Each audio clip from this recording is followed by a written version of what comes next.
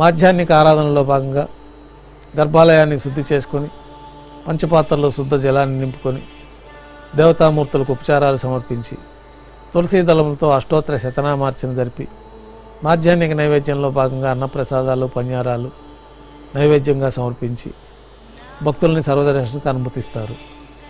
ఉభయ దేవేరులతో శ్రీ మలయప్ప స్వామివారిని బంగారు తిరిచిపైన వేంచేపు చేసుకొని మేళ తాళాలతో ఊరేగింపుగా విమాన ప్రదక్షిణంగా సంపంగి ప్రాకారంలో కల కళ్యాణ మండపానికి చేరుకుంటారు.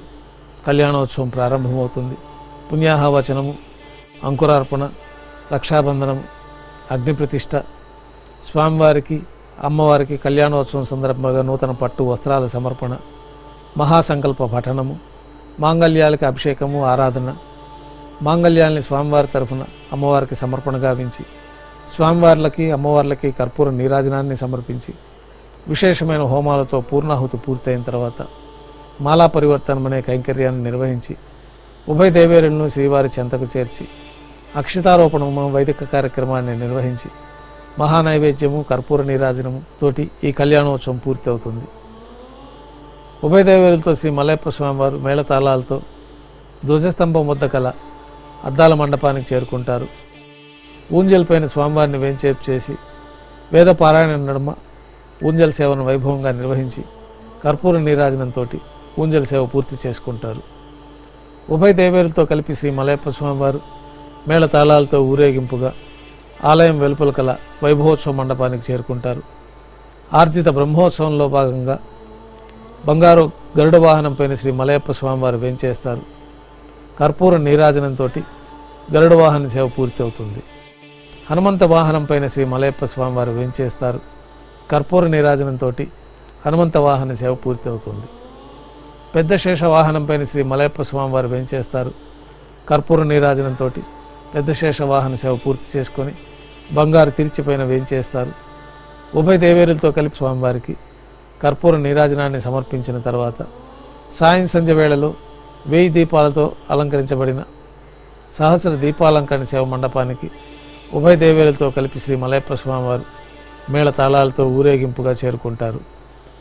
సహస్ర దీపాలంకరణ సేవ వేదం గానం నాదం నడుమ వైభవంగా నిర్వహించి నక్షత్ర నీరాజనము కర్పూర నీరాజనంతో దీపాలంకరణ సేవ పూర్తి చేసుకొని ఉభయ దేవేరులతో శ్రీ మలయప్ప స్వామివారు 4 తిరువీధుల ఉత్సవం జరుపుకొని భక్తులను అనుగ్రహించి ఆలయానికి చేరుకుంటారు. ఆలయంలో నైవేద్యం పూర్తయిన తర్వాత గర్భాలయంలో వేంచేస్తారు. వెంటనే రాత్రి తోమాల సేవ ప్రారంభమవుతుంది. ఉదయం సమర్పించిన పుష్పమాలికలు సల్లింపు చేసుకొని గర్భాలయాన్ని శుద్ధి చేసుకొని పంచపాత్రలో శుద్ధ తోయాన్ని నింపుకొని శ్రీ వైకానస భగవత్ శాక్తోక్తమైన విధానంలో మూలమూర్తికి ఉత్సవమూర్తులకి విశేషంగా తిరువారాధన జరిపి కొత్త పుష్పమాలలతో మూలమూర్తికి ఉత్సవమూర్తులకి అలంకరణ జరిపి చతుర్వేద మంత్రాలతో మంత్రపుష్పాన్ని సమర్పించి నక్షత్ర నీరాజనం కర్పూర నీరాజనంతో రాత్రి తోమాల సేవ పూర్తి అవుతుంది. తులసీ దళములతో అష్టోత్తర శతనామార్చన నిర్వహించి రాత్రి నైవేద్యంలో భాగంగా అన్నప్రసాదాలు పన్యారాలు దోశ ఘంటానాదం మధ్య నైవేద్యంగా సమర్పించి తిరువీస నైవేద్యం పూర్తయిన తర్వాత భక్తులని సర్వదర్శనానికి అనుమతిస్తారు.